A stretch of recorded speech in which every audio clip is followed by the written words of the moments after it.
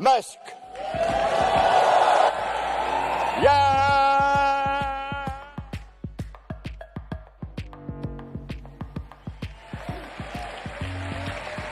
Elon, thank you.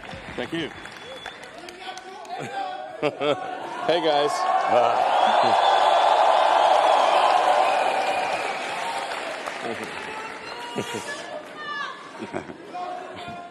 Elon, you have to know that no one in Paris believed that you will be in person. They all said, no, he's not going to come. He was already at Versailles for Choose France, so he's not going to come, and it will be a video. So is it real? Are you real? I'm a hologram.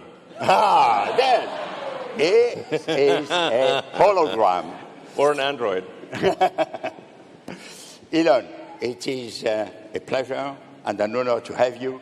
So thank you for making the trip. I know that it has not been very easy. And I know also that for the first time in my life, I will interview somebody who is introvert. Yes. Yes, you told me. I started out that way. Yeah, shy and introvert. Shy. So I'm asking the audience to be a little bit gentle with Elon because he's so shy that he needs your support. And on top of that,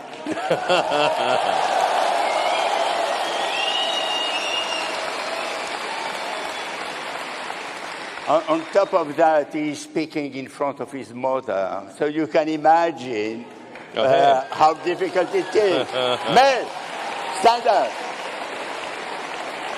Yeah.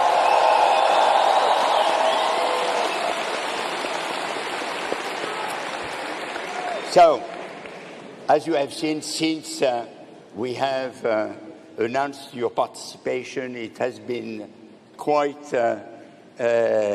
something because everyone wanted to be here. So we had to change. We had a very modest room with only 1,500 people, and we had to move here.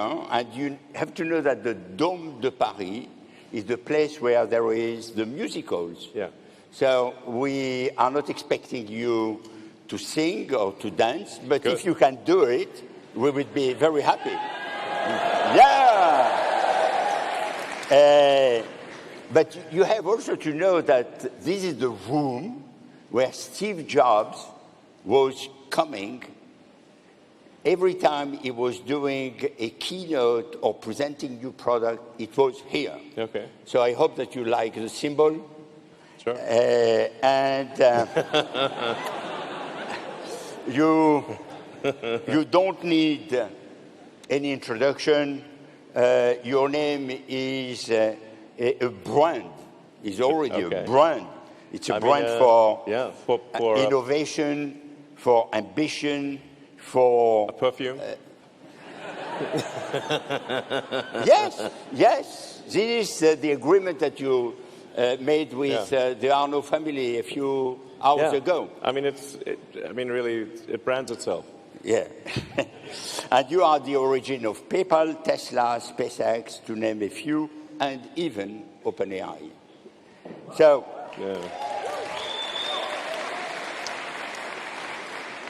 you love taking risks, and you are going always against the tide and the popular wisdom. You have been always proven right. Now there is, almost. Not always. Almost. Yes. Now there is a bet of the $44 billion question, which is, will you still be right with Twitter? Sure. So it was expensive. Yeah. Yeah, you agree. I don't know if listen. If I'm so smart, why did I pay so much for Twitter then?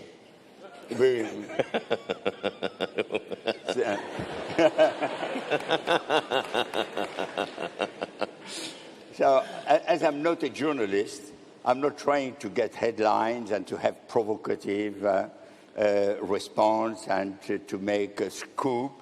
But nevertheless, if you wish to do that, It is authorized. Okay, great. So we are expecting that you will really make the show, because everyone comes here to see you, to listen to you, and to get some of the magic that you have. All right.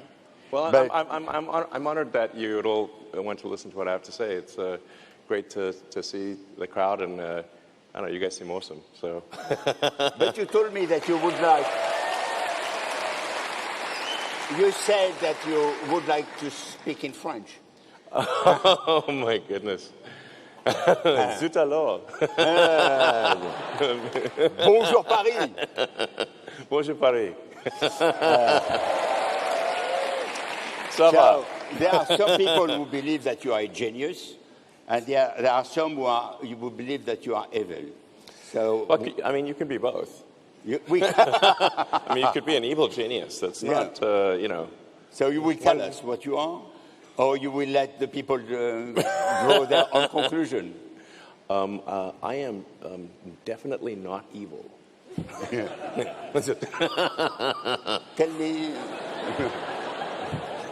What is the thing that you have ahead of your... Yes, if you look carefully, you can see an angel's halo on my head. And the wings, it's subtle, but... where are yeah. the wings? Yeah, they're difficult to see, but if you look carefully, you know, they're right there. Yeah, small wings. Yes. So, yeah, hopefully not evil. Aspirationally not evil. Yeah. Okay, so... That wasn't convincing. Elon, you have done a lot of operation. You have created a lot of companies. The most important question for everyone is, what the hell is driving you? Why are you so obsessed by new operation, new creation, new things to do? Yeah, crystal meth is the answer. If you think Red Bull gives you wings, so man, that quote's gonna probably sting. Yeah, just kidding for the record. Well, I think the companies still have a lot to do for their core mission.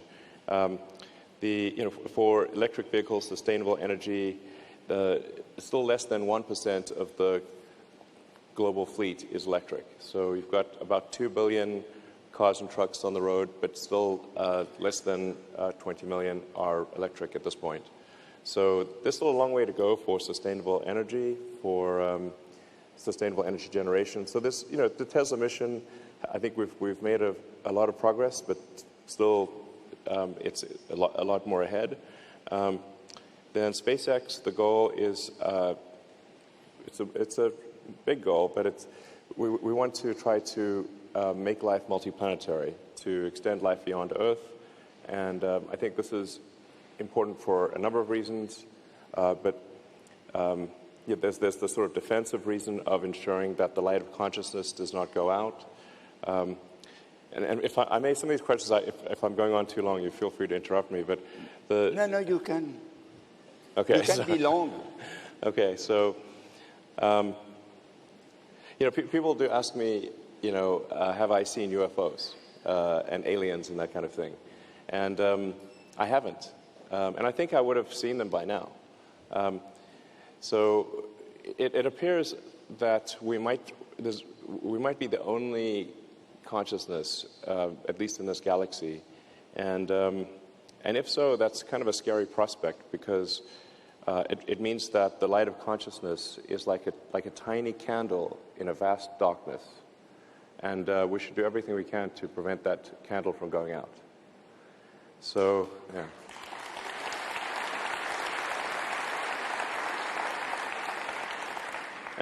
And so some of the things, so that means obviously taking the actions to ensure that Earth is good, that Earth is safe and secure for civilization.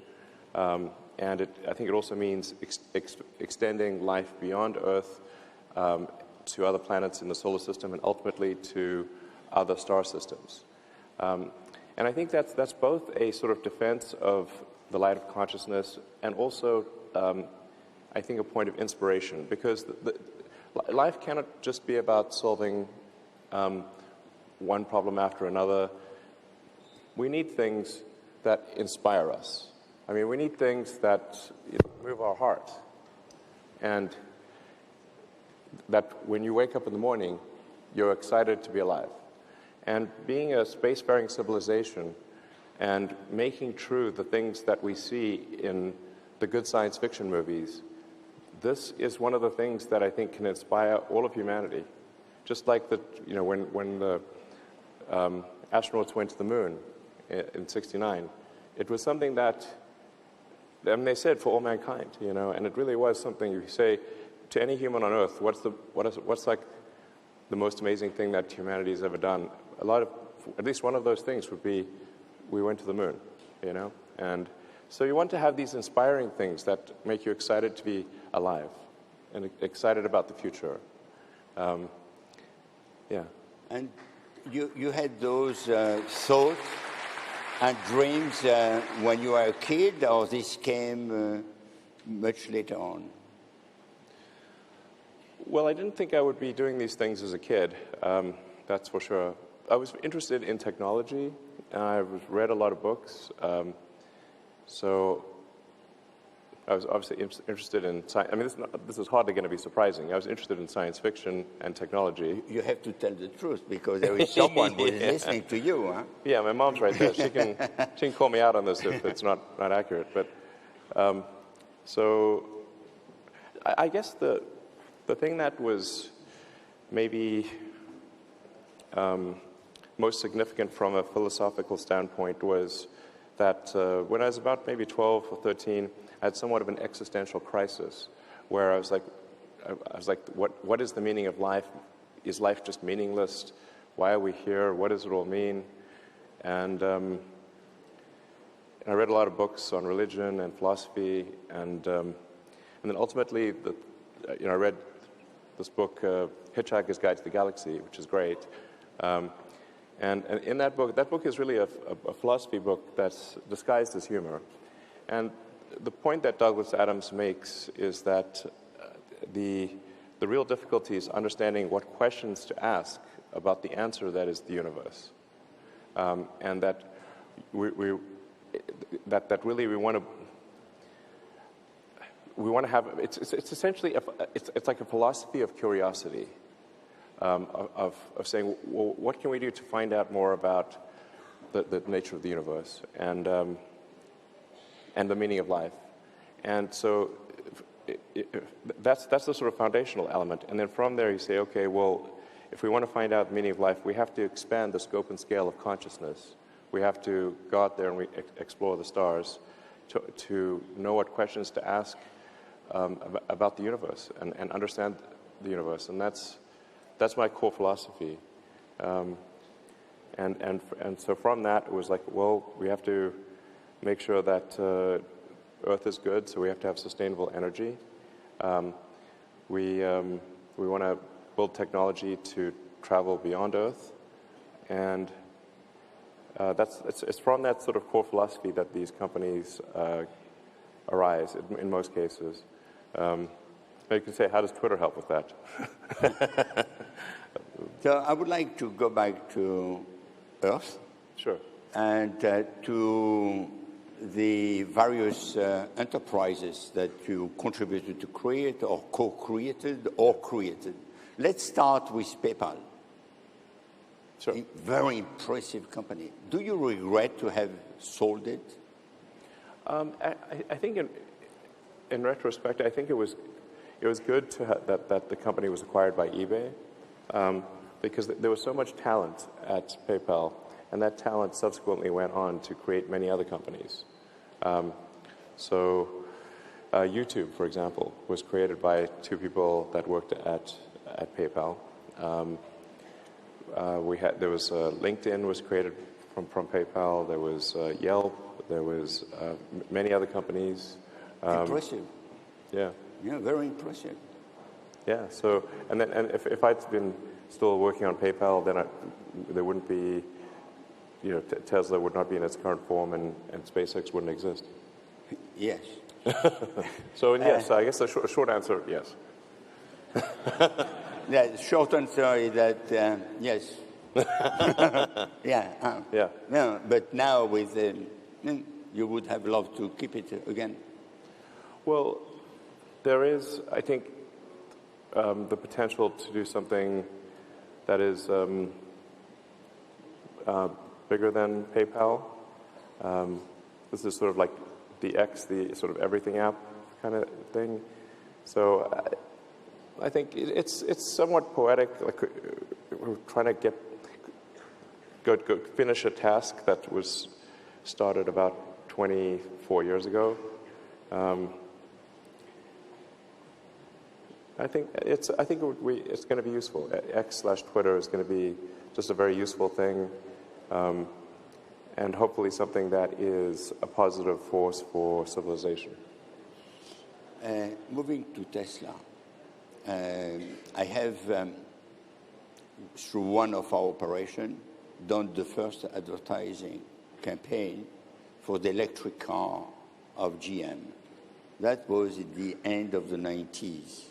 So can you explain why GM and other car manufacturers have not created Tesla, and why Tesla is successful? What is the difference? You're talking about the EV1, basically, the EV1 car that. So General Motors actually did come out with this electric vehicle one, EV1, and it's. Yes, you remember EV1. Yes. Yeah. Actually, so I thought when that came out. It was 97. Yeah, that sounds about right. Yeah. I expected there would be an EV2, EV3, and so forth. And if they had done that, actually there would be no need for Tesla. But for reasons that aren't clear, GM recalled all of the EV1s, even from customers that really wanted to keep the cars. They recalled the cars and they crushed them in a junkyard. And it still blows my mind that they did this, because the people who had the EV1s, they loved the car so much, they held a candlelit vigil at the junkyard where the cars were crushed. Okay, like it was like someone was getting killed, and it's like, if somebody is holding a candlelit vigil for because they love your product so much, maybe you should make more of it. Yeah. I mean, it's like pretty rare for candlelit vigils to be held for products. So I don't understand why they didn't do more. They should have, and they would be the leader in electric vehicles today, but they didn't. And so there was a need for Tesla because at the time of starting Tesla, there were no electric vehicles being made.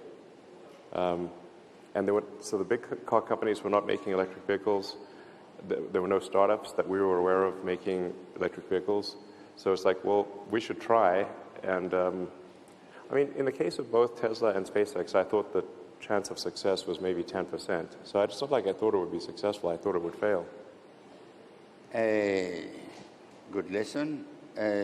Now moving to the kid's dream, which is to become an astronaut and not to build rockets. How you move from the idea that every child has, I will be an astronaut, to I will do reusable rockets. Yeah. You forgot. No, I'm trying to compress the stories so that they're not too long, because the story is actually quite long. Because I didn't start out wanting to do the rockets. At first, I was going to do this philanthropic mission to Mars called Mars Oasis, and then as I started investigating what it would take to launch this mission to Mars, just a little greenhouse, basically. It was intended to inspire the public. And I started understanding more about what rockets could be used. I actually went to Russia a few times to try to buy some of their nuclear missiles, minus the nuke. That's extra. So that was pretty wild, being in Russia in 2001, negotiating to buy 2 of their biggest missiles. But it became clear that unless there was something new with rockets, that was the fundamental issue. The cost of access to space was the fundamental issue. So it wasn't a question of trying to increase the public's desire. Public's desire for space and exploration is very high, but there needs to be a means. There needs to be a way, and there needs to be a radical improvement in the cost of access to orbit. So I was like, okay, well, I'm going to try starting a rocket company and see if it's successful. But like I said, I told people at the time, because the people would say to me, tell me this joke of like, what's the fast, what's the, how do you go from, sorry. Sorry, I'm getting a little hot under the collar here. I think a lot of people are. They would say, what's the fastest way to make a small fortune in the rocket industry? And the punchline is, you start with a large one. So, anyway, it was tough going for a while. Our first 3 launches failed. Fortunately, the 4th one succeeded. If the 4th one had not succeeded, SpaceX would not exist. So it was a very close call. Fast forward, you created, or you co-created OpenAI. Yes. ChatGPT has been incredibly successful. It's the fastest growing ever story. And after having created OpenAI, suddenly you say, we should have a pause. Some people say, it's because he has not done it. Well, I mean, I didn't think anyone would actually agree to the pause, but I thought just for the record, I just want to say I think we should pause. I didn't think that Why do you want we should pause? Well, I think there's a real danger for digital superintelligence having negative consequences. And so if we are not careful with creating artificial general intelligence, we could have potentially a catastrophic outcome. So now I think there's a range of possibilities. I think the most likely outcome is positive for AI, but that's not every possible outcome. So we need to minimize the probability that something will go wrong with digital superintelligence. Yes. So I'm in favor of AI regulation because I think advanced AI is a risk to the public, and anything that's a risk to the public, there needs to be some kind of referee. That referee is the regulator, and so I think that my strong recommendation is to have some regulation for AI. Some regulation for AI? Yes. Which is what you want also for Twitter? I'm not sure. Regulation, I guess. There's plenty of regulators. Sure. Okay. So speaking about Twitter, you have made a big bet on Twitter. You said it a few minutes ago that you paid too much. Yes. Yes. And you are now going on to Twitter 2.0 or 3.0. Which I understand it's a full-scale reinvention of the company. Yeah, we're evolving the company very rapidly. Yeah, the company is changing quite dramatically. There are a lot of controversy about Twitter. So I have, in fact, 3 very quick questions. The first one is, why have you decided to acquire it? The second is, what was wrong at Twitter to make you acting? And the last one is, not the last of the 3, because there are many other questions, is why do you believe that you will be successful? And you will be. Well, thanks. I can't imagine that you will not be. Well, thanks. obviously I was on Twitter as a major user, and even before the acquisition closed, my Twitter account was the most interacted with account in the world. So I guess I'm pretty closely attuned to what's going on with Twitter. You know, I get a feel for how is it shifting one way or the other. And generally I was concerned that Twitter was having a negative effect on civilization, that it was having a corrosive effect on civil society. And so that, you know, anything that undermines civilization, I think, is not good. And, you know, go back to my point of, like, we need to do everything possible to support civilization and move it in a positive direction. And I felt that that Twitter kept moving more and more in a negative direction. And my hope and aspiration was to change that and have it be a positive force for civilization. It is not perceived like this. People are very happy to listen to that approach, but the perception is very different. Well, I think it depends on, I mean, I think if somebody is a regular Twitter user, I think most people would say that their experience has improved. We've gotten rid of 90% of the bots and the scams and the various bad things that were happening. We've gotten rid of, now at this point, I think 95% of the child exploitation material that was on Twitter, which was a shock to see, the amount of that. That was really terrible. Some of that had been going on for 10 years and no action. So I think we've done a lot of good in that respect. And then I think we've also done things like we have open sourced the algorithm, so we're trying to be as transparent as possible. So Twitter is the only social media company where you can see the actual code of the algorithm. So it's not like some secret black box. Yeah.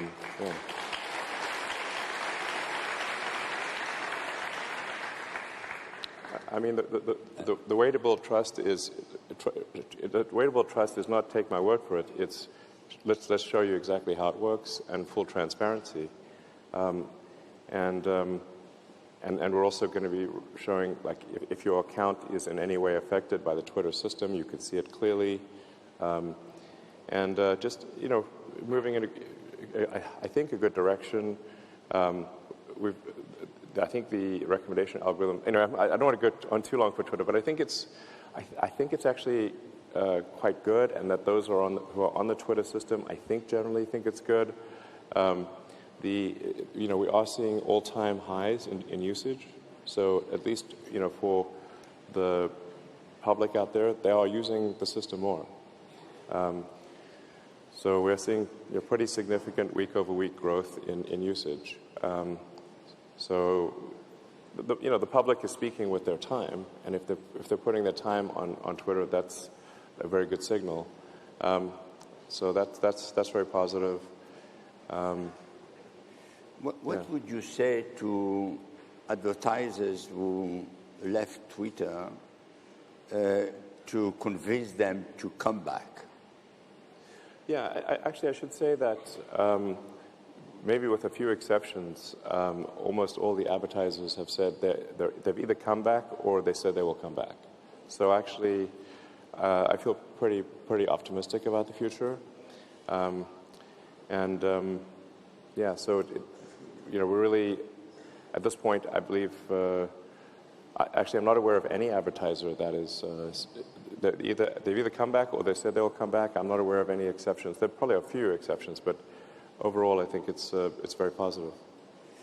Good. So we will have now a broader conversation. We will ask Christelle Edeman from Orange, the CEO of Orange, to join us, as well as Antoine Arnaud from LVMH, and Asmita Dubey from L'Oréal. We have to move in order that they add the chair, so come here.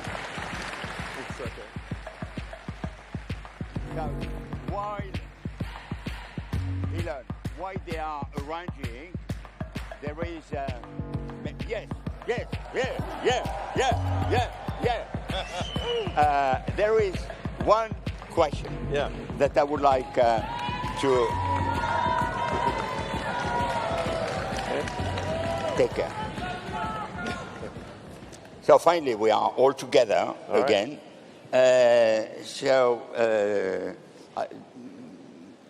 I had another question, but I will save it for later, and I will give the floor to Christelle. Christelle Edeman, who is the CEO of Orange, and she is very much excited about putting some harsh, difficult question to you. Let's go. I'm not sure that's so difficult. But so I like to talk about obviously social networks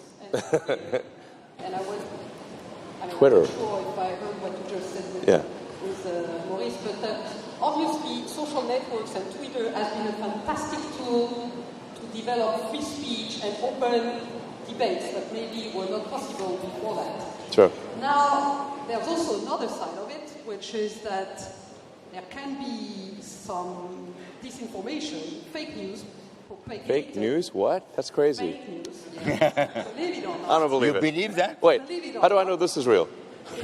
Now the question is, and actually I think there's a flip side indeed to social networks, and there's a code of conduct that the EU has proposed on disinformation. Okay. And recently Twitter just decided to walk away from it.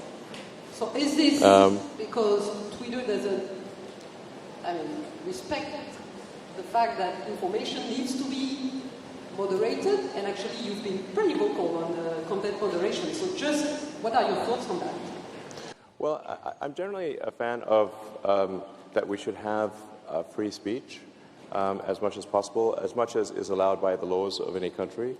So, I think that, say, for France, we should allow things that are allowed by law, and if the people want the laws to be different, then pass a different law and we'll adhere to that law. But for Twitter to go beyond the law, that doesn't seem quite right to me. I think we want to allow the people to express themselves, and really, if you have to say, when does free speech matter? Free speech matters, and it's only relevant if people are allowed to say things that you don't like, because otherwise it's not free speech. And I would take that if somebody says something potentially offensive, but that's actually okay. Now we're not going to promote those offensive tweets, but I think people should be able to say things, because the alternative is censorship, and frankly, I think if you go down the censorship route, it's only a matter of time before censorship is turned upon you, so that's why it's important. In the U.S., you've got the First Amendment, Freedom of Speech Amendment, and you say, why did they do that? Why did they pass that amendment? It was because they were not able to say what they wanted to say in the countries that they came from, and they wanted to make sure that they could say what they wanted to say.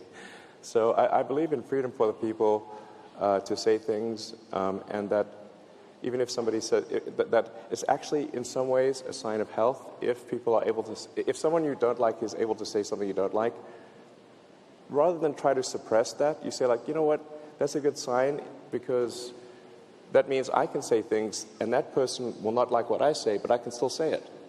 And that's a really big deal.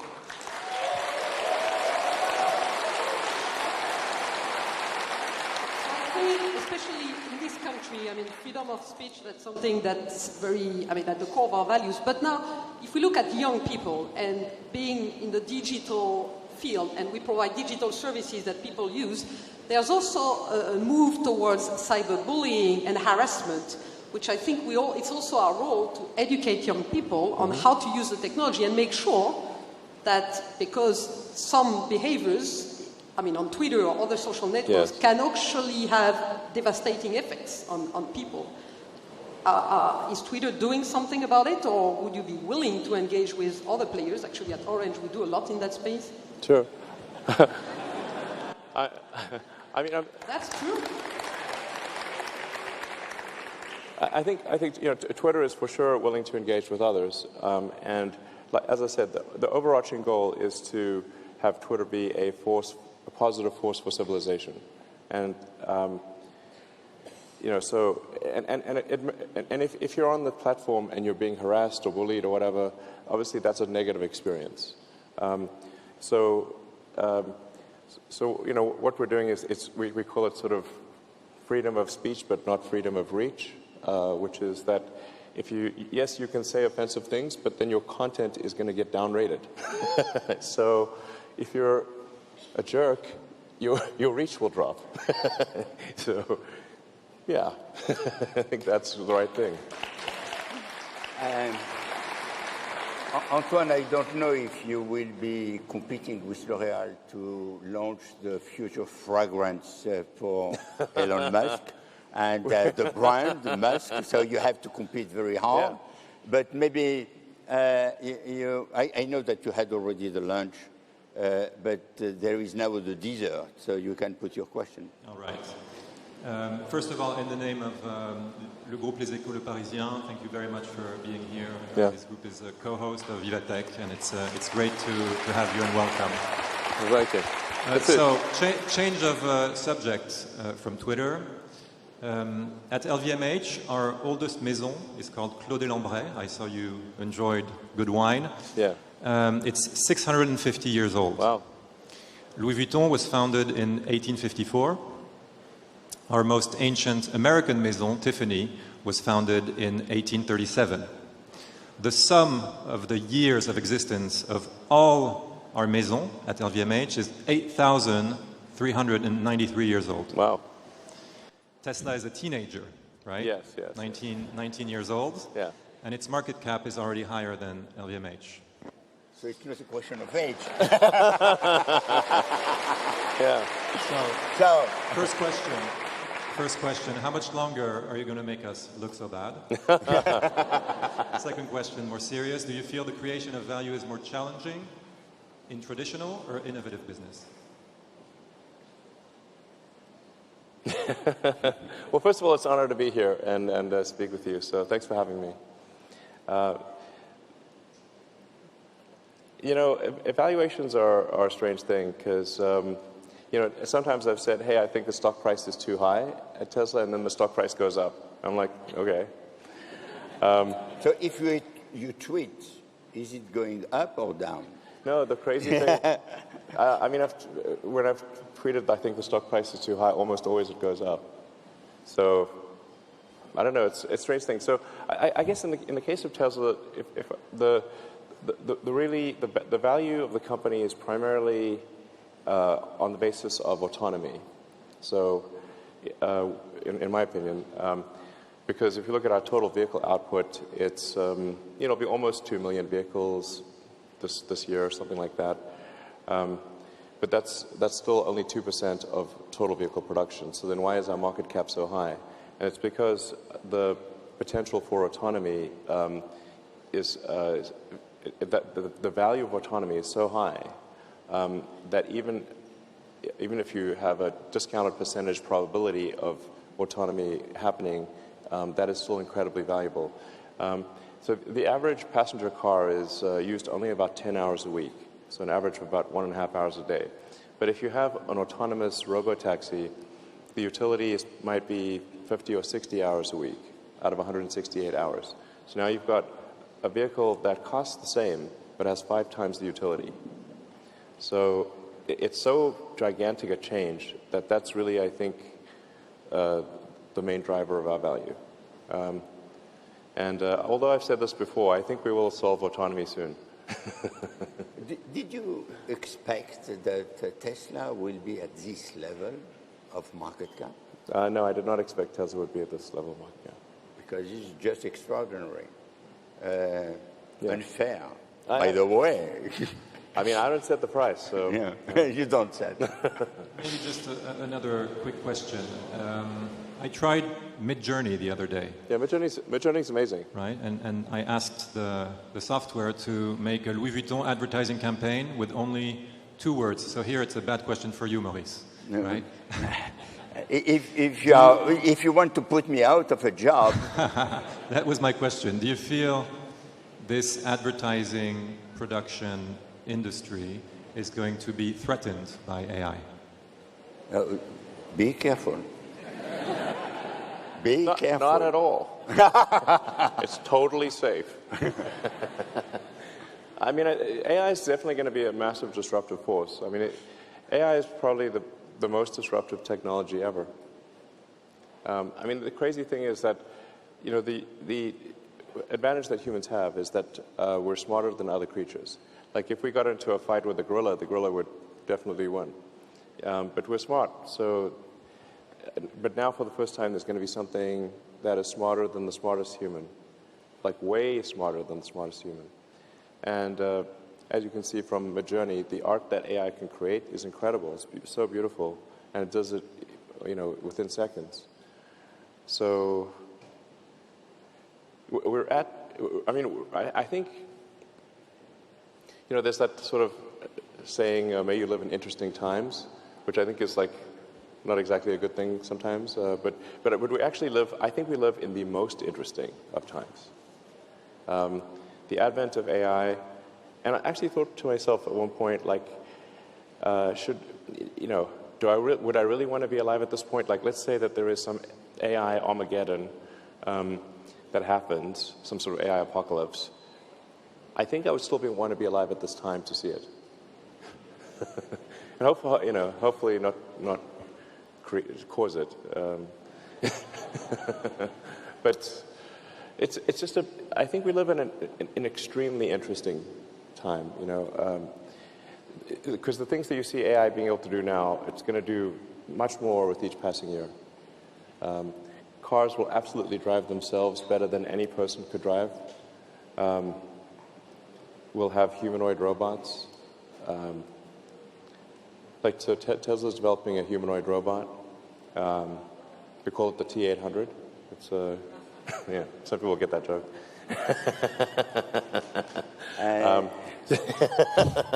It's the Terminator. So we can tweet that. Yeah.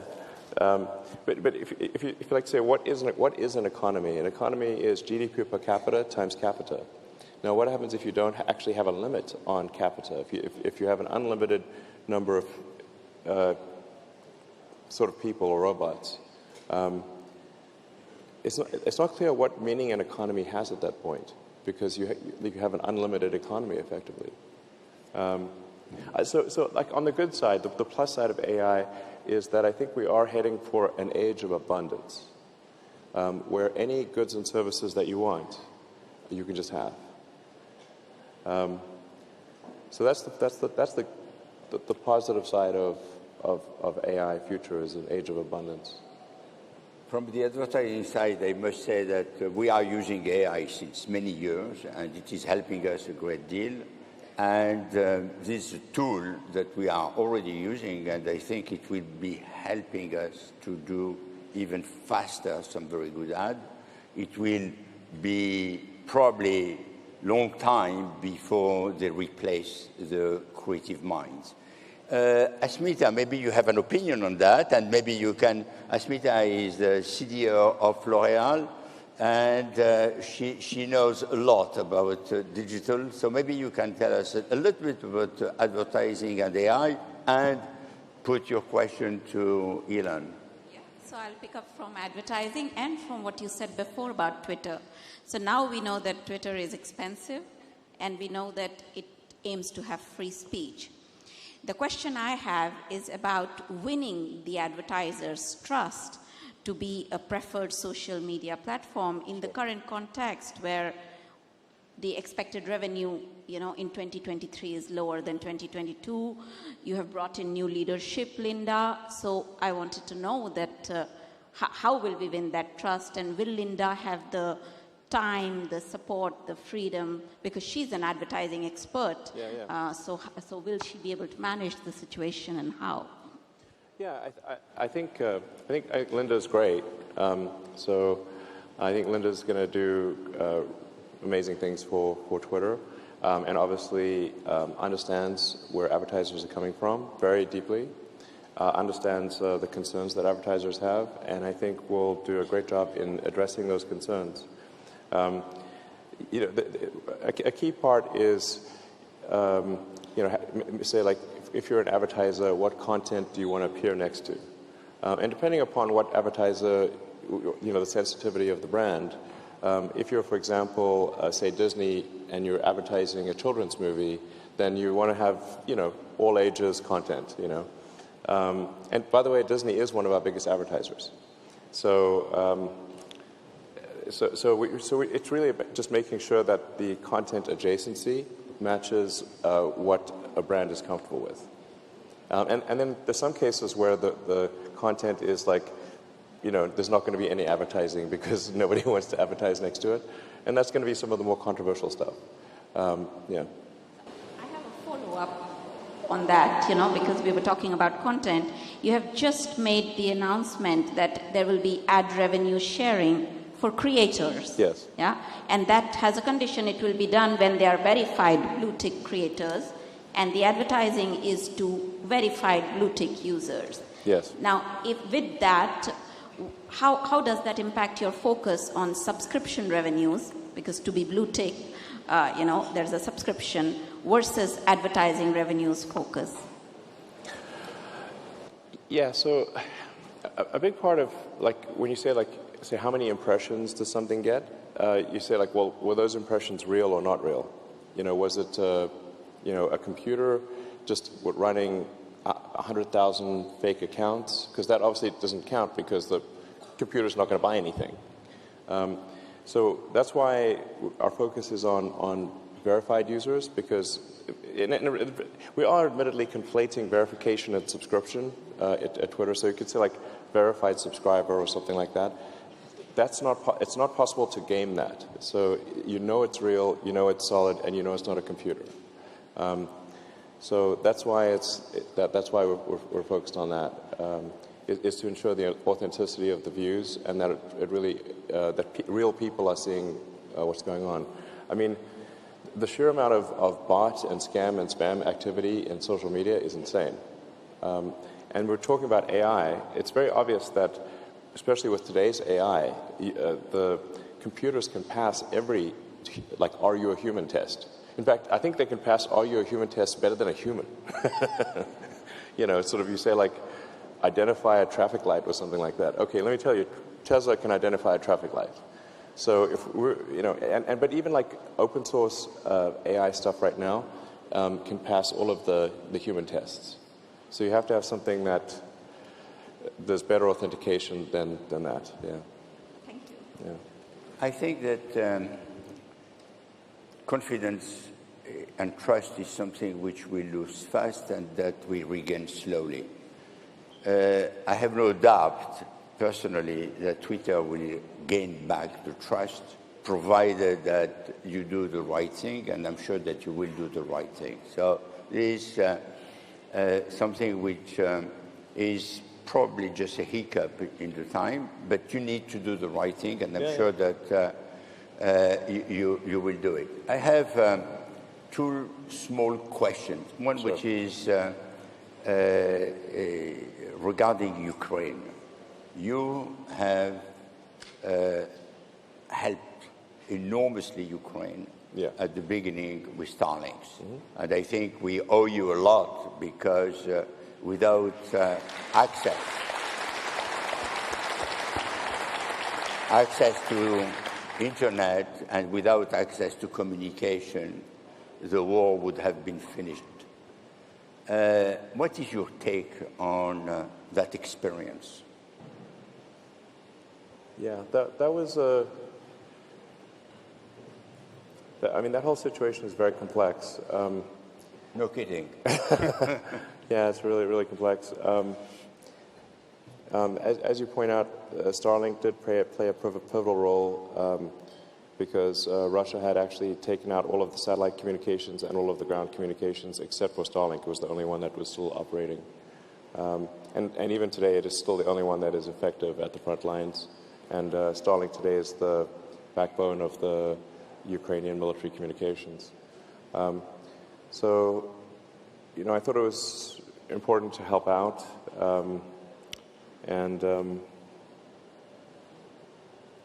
But I do hope for some kind of resolution soon, because I think it's terribly sad that the flower of the youth of Ukraine and Russia, who don't want to be there, that they're dying in trenches right now.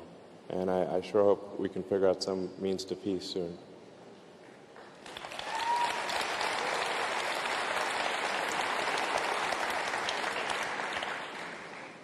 The last question is going back to this crowd. You have a lot of start-uppers. You have a lot of young people who want to be successful. Sure. What are the 2 or 3 pieces of advice that you would give them?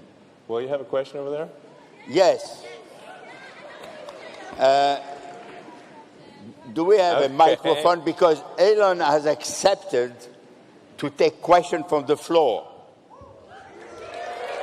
Sure. Charlotte?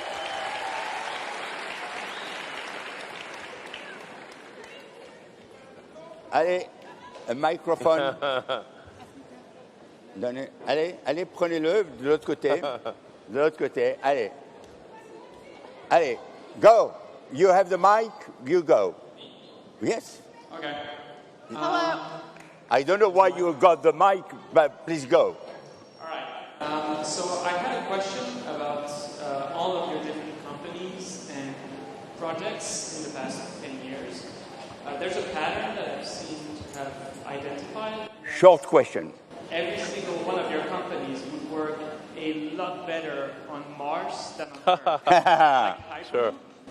It's really hard to make a big vacuum on Earth, but on Mars it's a lot easier. Sure. Same for Tesla, electric cars, obviously all the other ones can Yeah, work yeah. there.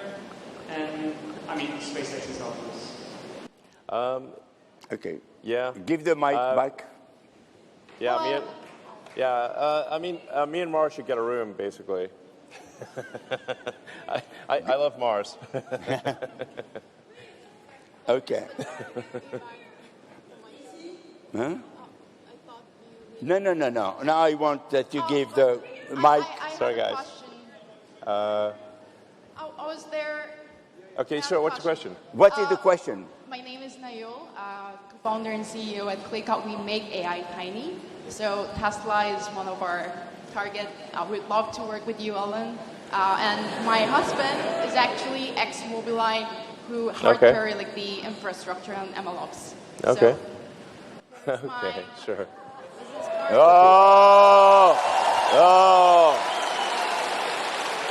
Okay. One last question. Sure. More. Guys, whatever. Yeah. Okay, I'm fine go. with it. However long you want to do it. No. Yeah, totally crazy. Allez-y.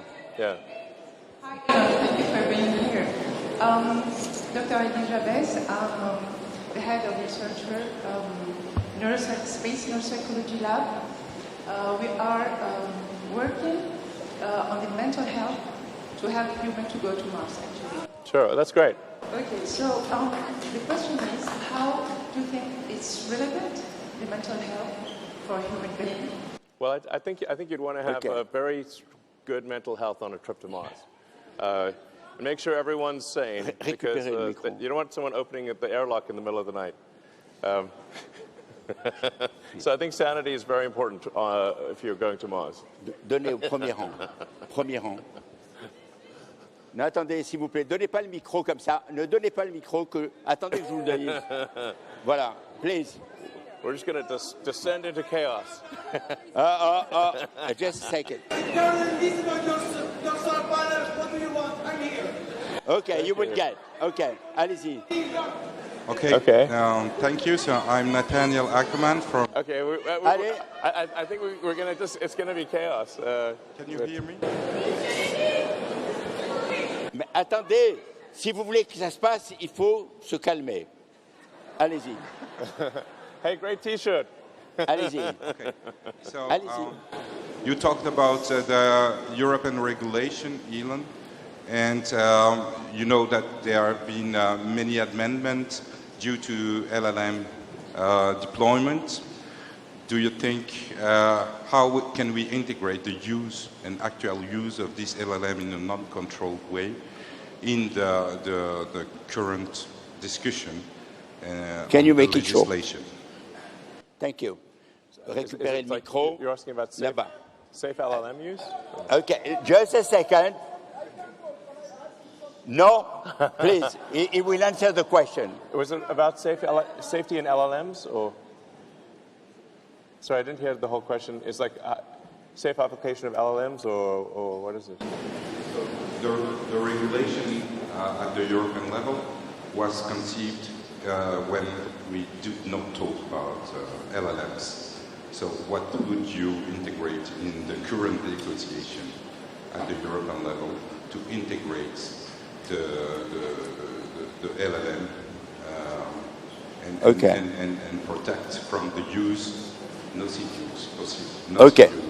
It's, sure. Okay, when the regulation has been created, LLM didn't exist.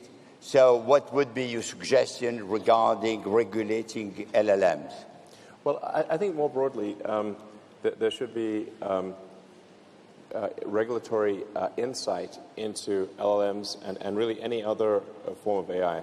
I mean, I'm not sure, I don't think LLMs are the ultimate form of AI. I mean, there's sort of an inside joke on AI of like, who do you think will be the American president in 2032? Diffusion or Transformers? There's an inside joke, but yeah. It's like, what does that mean? But that like might be it might be real. So, yeah. So we will have just a second, the two latest questions, one here and one in that region. So go ahead. Silence. Vous voulez ou pas? I mean, no, if we don't listen to the question, we will not be able to continue. Well, and we have every year we have a palmarès which is 13 under 13. My question is, what business young people should focus on? Sure.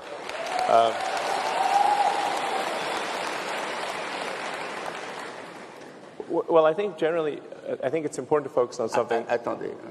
So go ahead. Sorry. I think you want to focus on something that you are personally passionate about, that you personally care about. It's very hard to be motivated for a product that you don't really feel strongly about. And it doesn't have to be high tech. It could be in any field. It's got to be a product that you feel is really needs to be there, and something that you personally love. And I would listen to your instincts on do you love this product or service?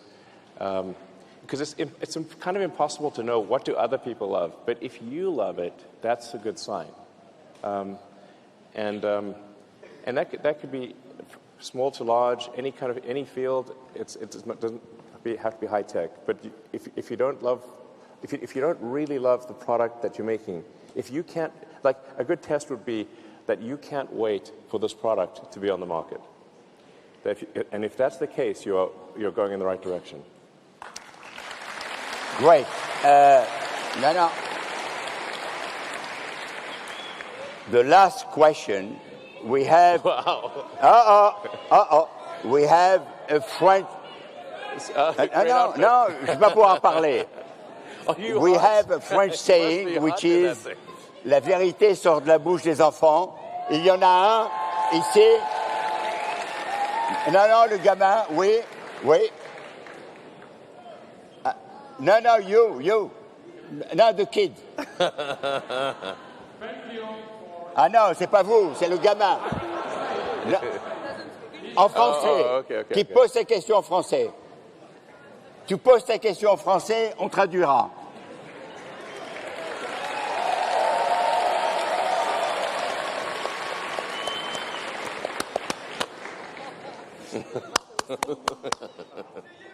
Non, tu poses la question, toi. N'aie pas peur. He is asking for Neuralink and about the human testing, and he is very excited. When do you think that we will be able to start testing in our virtual world, Victoria VR? Sure. Well, so Neuralink is, first of all, I want to assure everyone who may be worried about Neuralink that you will see Neuralink is going to be a fairly slow process because anything that's done in humans, it's very slow. So sometimes people think that this suddenly we're going to be chipping everyone's head, and then before they know it, everyone's connected to the internet, and then we're in trouble with your brain. So it's going to happen very slowly. Hopefully later this year we'll do our first human device implantation, and this will be for someone that has sort of tetraplegic, quadriplegic, has lost the connection from their brain to their body, and we think we should be able to. That person will be able to communicate as fast as someone who has a fully functional body.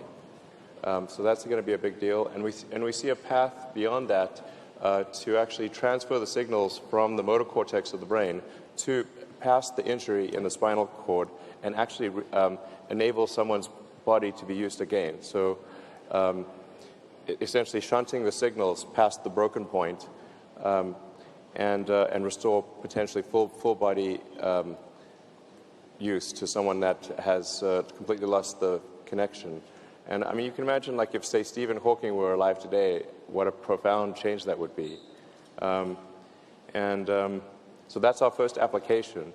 And if it's looking like that, the first case will be later this year. So, yeah. Fantastic. So, now, I would like a very, very warm round of applause to Elon Musk. Sure. Sure, sounds good. All right, okay.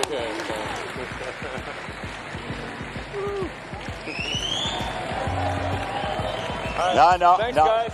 Okay, thank you. Thank you. Thank you. I just want to say you guys are great. You guys are, I mean, it's so inspiring to see so much energy and so much positive energy in the room. So this is very inspiring for the future. Merci.